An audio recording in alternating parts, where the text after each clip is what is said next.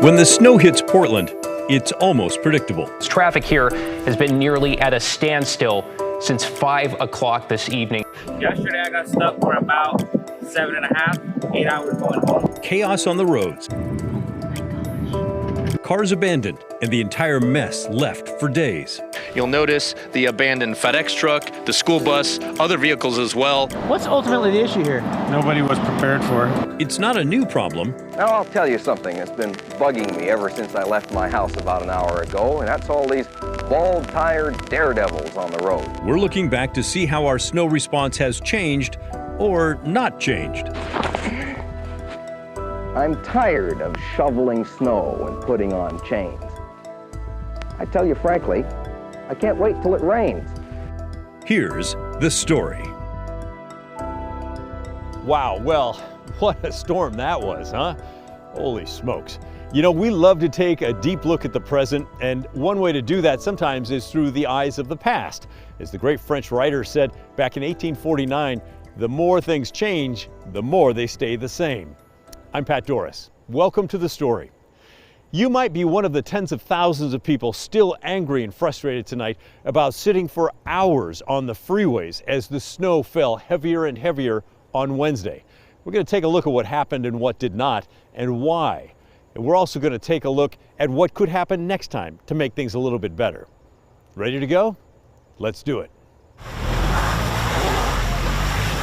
As the snow began to fall Wednesday, word was slow to spread that this would be more than the dusting many of us expected.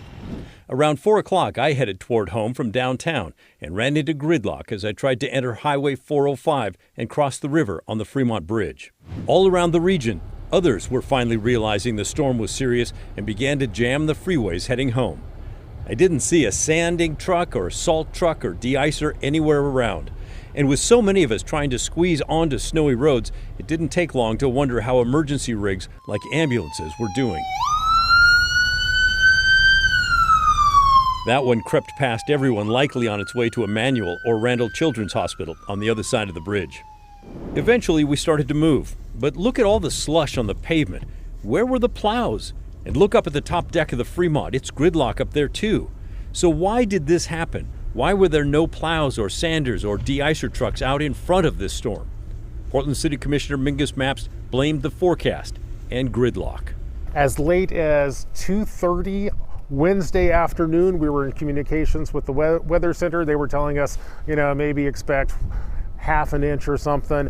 And then I think about 2:30, a little bit after that, that's when we got the call saying if this weather system stays the way it is, we could see up to 8 inches, and which is literally the perfect storm. So it's Wednesday. You got lots of people actually going into the offices on Wednesday.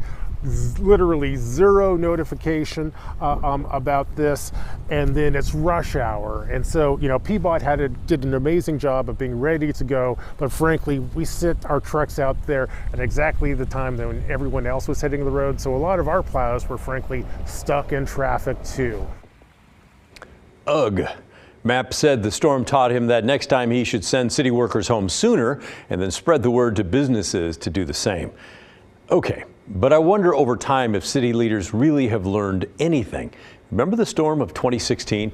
It also hit on a Wednesday and also snarled traffic. It trapped drivers on 26 and stranded school buses. And guess what? City leaders back then thought they did a pretty good job. Here's a clip with the mayor at the time and Laurel Porter from 2016. I hadn't heard that concern, so I'm a little surprised to hear that. Again, I think the city did a good job in responding to this event. It was a 2-inch snowstorm, so but it caused a lot of problems. Some people in other parts of the country might be amused that we consider this a snowpocalypse. Not a lot of concern back then.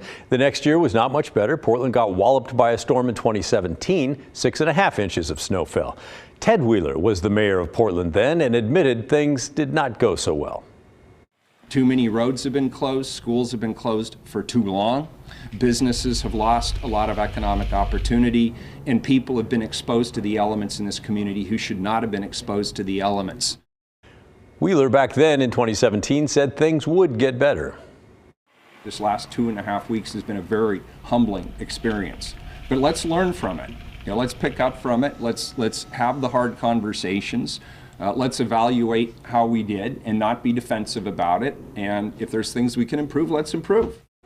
Well, it didn't really seem like it improved very much as far as I can tell. This is an ice storm that hit Portland in 2019. Some streets got salt, many in the city did not. A Portland transportation spokesman said, yeah, it went pretty well. We would never give ourselves an A and never give ourselves 100% because we're always learning from every event.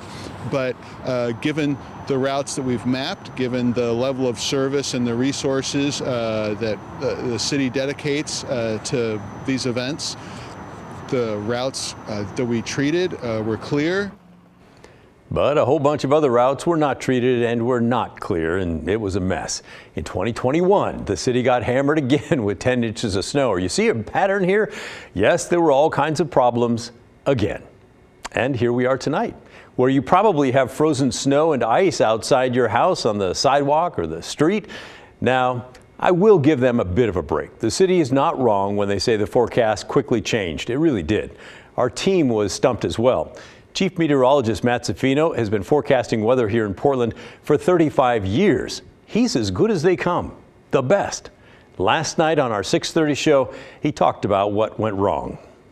Let's put Matt on the hot seat. Matt. Let's put Matt on the hot seat Sounds like so much fun. because there was a graphic that you had. I thought it was such a great graphic. It was just like right before the storm, and you said best case scenario, worst case scenario, most likely scenario. Right. And the worst case, I think, wasn't it 3 inches? Something 3 like, inches, yeah. Ooh, what happened? Yeah. So full disclosure, one of Laurel's nicknames in the newsroom is the pit bull on the pant leg of Portland politicians. And right now, she's the pit bull on the pant leg of the Portland prognosticators of weather. Fair though, fair. That's game. So what happened is this was a very small scale feature and it stalled. I mean, it literally just stopped moving. Had it kept moving, it would have pulled the heavy snow away with it, and it didn't do that. Even as late as yesterday morning, as I was looking at things, I'm like, okay. Somebody asked me in the morning meeting yesterday, hey, what do you think it'll be doing at like 4 or 5 o'clock? And I'm like, well, by then it's going to be pushing offshore. Might even get some sun breaks by later in the day. And it didn't. And so it just kept snowing. And the snow just piled up. Snowing and snowing. Yeah, how about that? Okay, here's my opinion on all this. First, I think the city and the state need to lean forward even more than they feel like they are now. They should think about quickly shutting down ramps to the freeways and even the freeways themselves. That would let their trucks get out there and spread salt to keep the roadway clear. Yes, that would back up everyone else who's trying to get onto the freeway, but once you got there, it would be clear. Now, as we've seen for many years, it simply does not work to try and squeeze those work trucks out when you have tens of thousands of people trying to get home in a storm.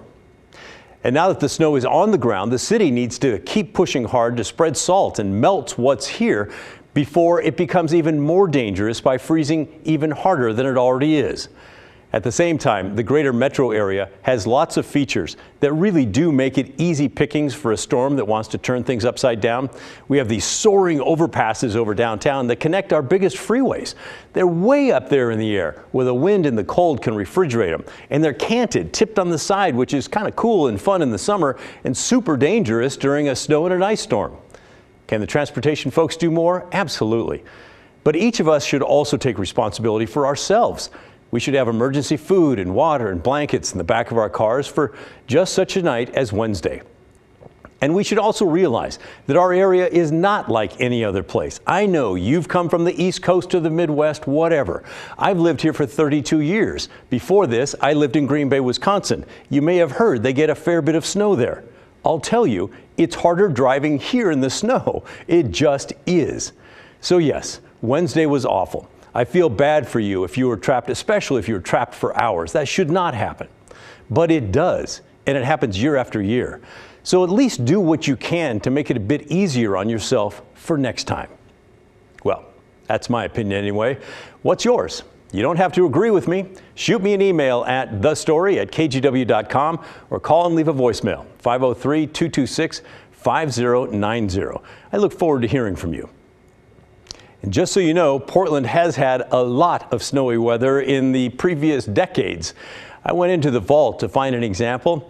Here's a look back at a very wintry January 54 years ago, back in 1969.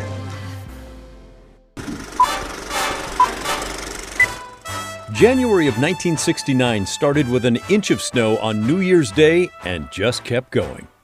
Thick snow covered the tree branches outside the state capitol in Salem and gave college kids, who are probably grandparents now, a chance for fun in the snow. Even back then, the lure of a snowy hill brought lots of younger kids out with their discs for a good slide.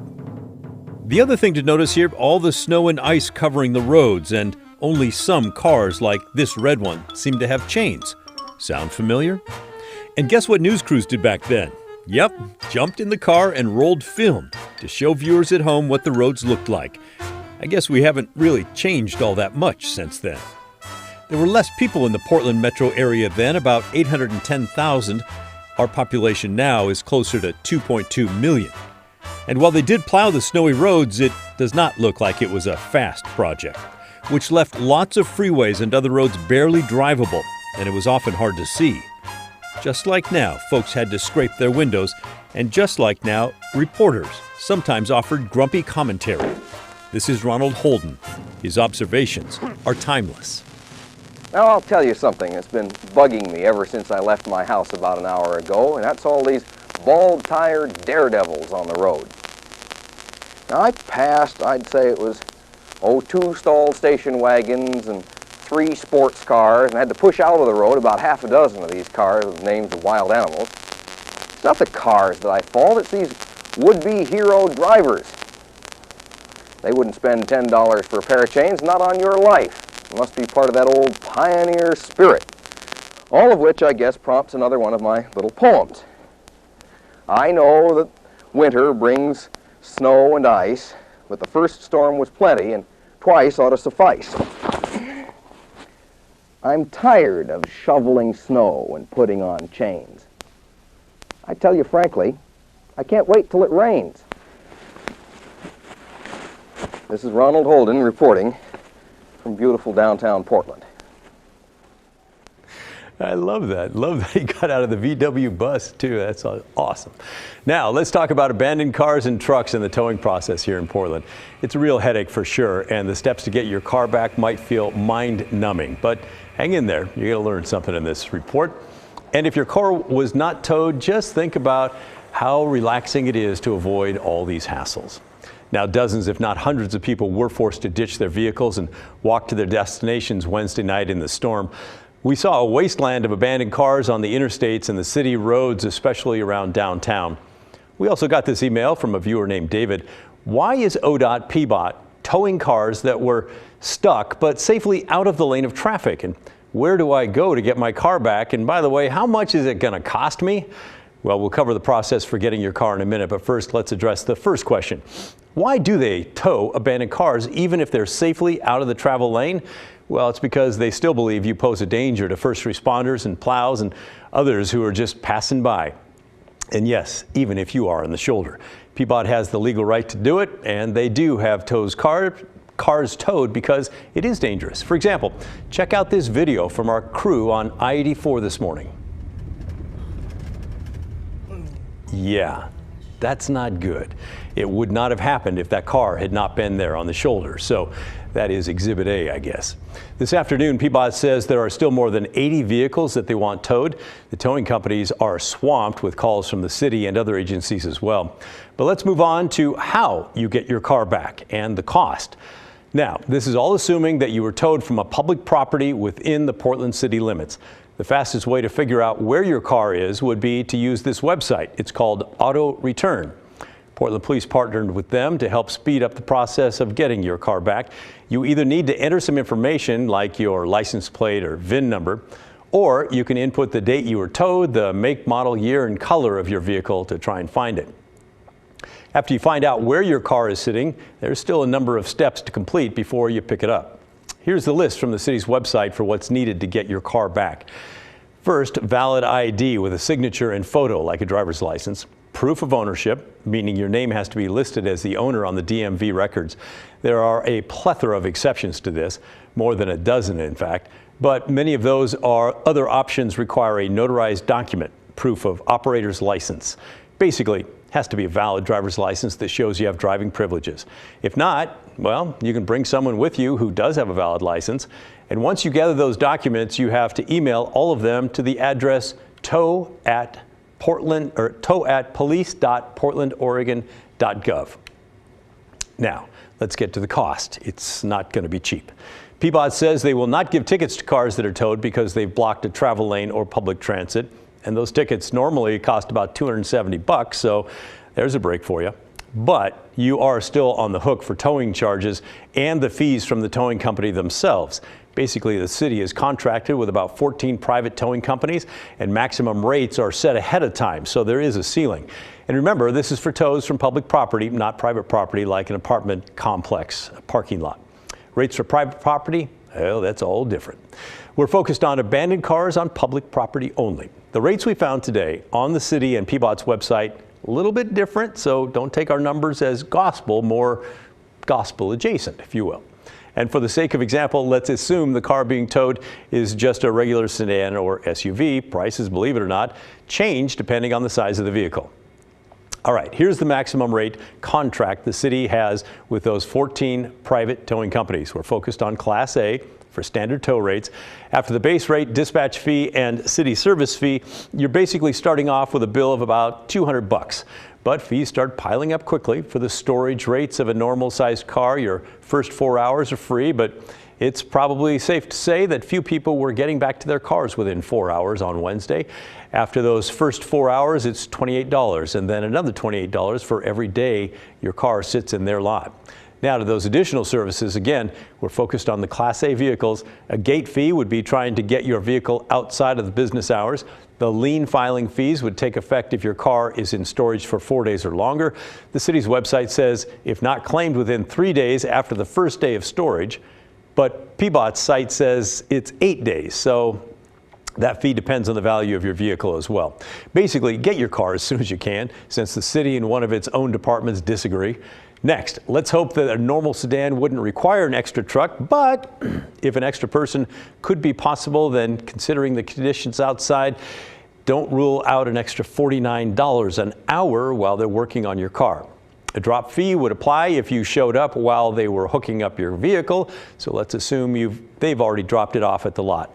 And if they have to drive out of their assigned district or more than 8 miles with your car hooked up, well, you'll get to pay an extra $5.20 per mile. The standby and recovery time fee is $21 every 15 minutes. Boy, these things just add up, don't they? After they've been on the scene for a half an hour. Your base rate fee covers those first 30 minutes, but anything past that, it's going to cost you. The timer starts when the tow truck arrives on the scene and ends when your car is fully hooked up and ready to be taken away. The start and end times need to be written down on the tow receipt, so make sure that it's there before you pay up. But for example, let's say you were able to pick up your vehicle within 24 hours of it being towed, and crews were able to get your car onto the truck within a half hour. You're going to pay at least $220. It was kind of a long explanation to get to that, but we wanted you to know all the ins and outs of it. And that's basically the best case scenario. The longer your car sits in storage on the tow lot, well, the more you're going to have to pay to get it back. Up next on the story, whenever snow hits our area, we often hear that roads in Washington state are far easier to drive than on the south side of the Columbia. The difference is dramatic. You hit Washington and the roads are more maintained. But is that a fair comparison? We're hearing from ODOT and Washington's Department of Transportation on the differences and why they say it's like comparing apples to oranges. When the story returns.